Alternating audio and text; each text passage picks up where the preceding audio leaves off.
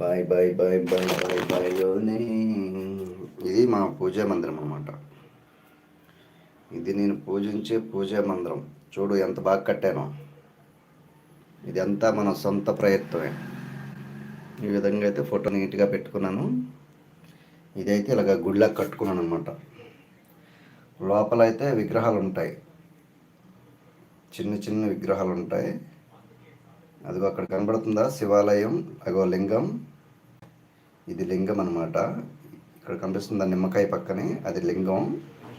ఉదయం అయితే నేను పూజించాను.